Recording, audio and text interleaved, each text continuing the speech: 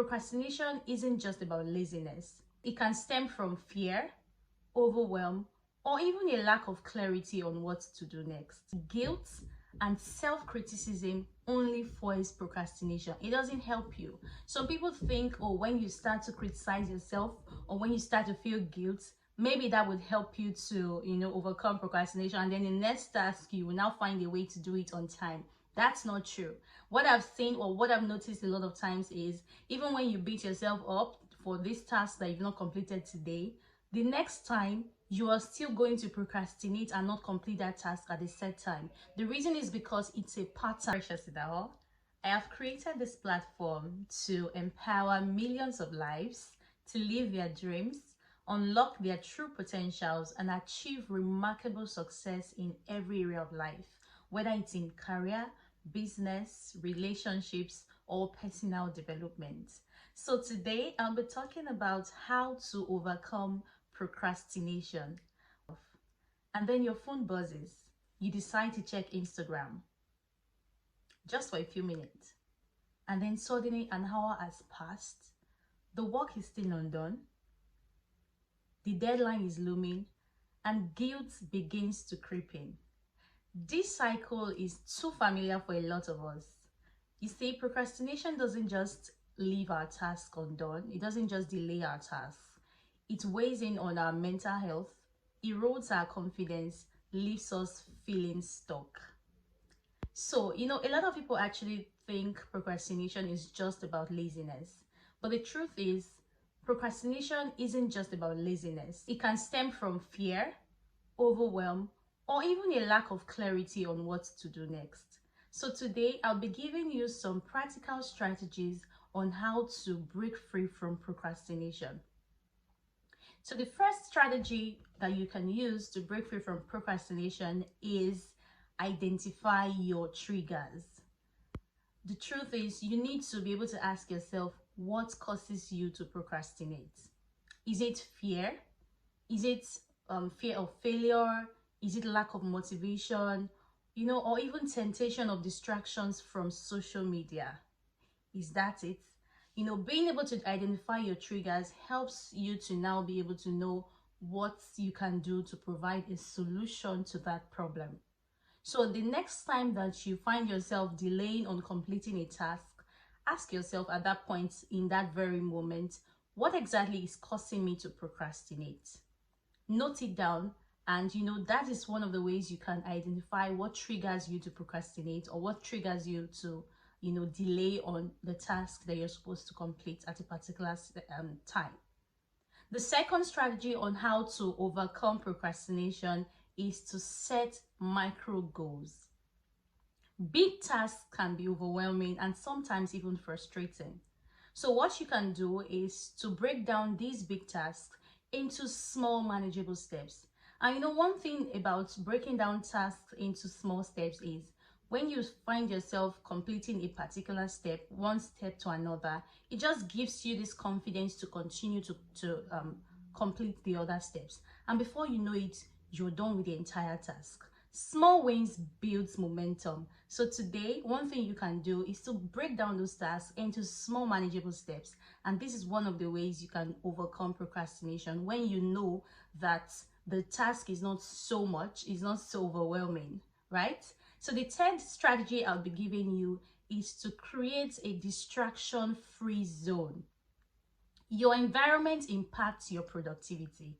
So you need to be able to create that environment that would help you to focus, and there are people that they cannot do anything except they're in a quiet place. So if you're that kind of person, you can probably make use of the state library or anywhere that is very free from noise and distractions. That can be one of the ways you can focus on doing or completing that task. The next strategy you can use to overcome procrastination is to build a routine. I tell people a lot that consistency kills procrastination. And so having a routine just trains your mind or trains your brain to focus on a particular task. So one of the things you can do is maybe you have a goal to write a book. You can decide to build a routine by saying, okay, I would write, even if it's a paragraph, for 30 minutes every day. So this is one of the ways that you can build that routine. So when you keep doing that thing, and for recurring tasks, one thing I can advise you, for tasks that you do either daily, monthly, or that you do consistently, one thing that you can do is to assign specific time to recurring tasks. This can help you to build a routine, which can now help you to overcome procrastination. So the next strategy on how to overcome procrastination is to practice self-compassion. I see it a lot of times that people get they beat themselves a lot of the times when they're not able to complete the task, and it just looks like it's a pattern for them. When they're always not able to complete their task at a set time, and so they beat themselves up. I want to tell you today that you should be kind to yourself. Be kind to yourself when you sleep up. And the truth of the matter is that guilt and self-criticism only fuels procrastination. It doesn't help you. Some people think, oh, when you start to criticize yourself or when you start to feel guilt, maybe that would help you to, overcome procrastination. And then the next task, you will now find a way to do it on time. That's not true. What I've seen, or what I've noticed a lot of times, is even when you beat yourself up for this task that you've not completed today, the next time you are still going to procrastinate and not complete that task at a set time. The reason is because it's a pattern, and because it's a pattern, there is that trigger already that you have not been able to identify, which would help you to get a solution to that problem. So yeah, what you can do is practice self-compassion and practice some of the strategies that I've given you today. So the next strategy on how to overcome procrastination is to leverage accountability. It is very important that you get an accountability partner, someone that you trust, that you can share your goals with, someone that can check in on your progress. I'm sure that you have friends around. There are people that have friends that support them. You can get a friend that would support you, support your goals. Someone you can share, that you trust, that you can share those goals and those tasks that you have with. And the person can just do a follow-up and, ask you about your progress. What are you doing now? What have you not done?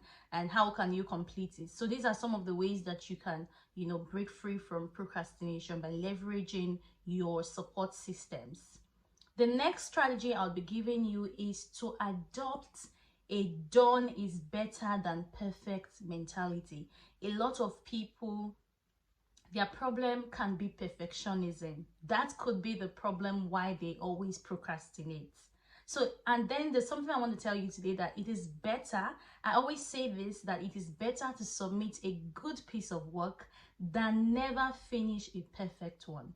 The truth of the matter is nobody's going to really know the work is perfect until you submit them. So if you're not yet done with a perfect work, nobody's going to know. But what they would know, or what they would see, is that good piece of work that has been submitted. So it's always better to submit a good piece of work than never finish a perfect one. And another thing is, aim for progress and not perfection. A lot of people always think about perfection. They want the work to be so perfect, and that could cause a delay in submitting the task. One thing you should aim for always is progress. Are you making progress?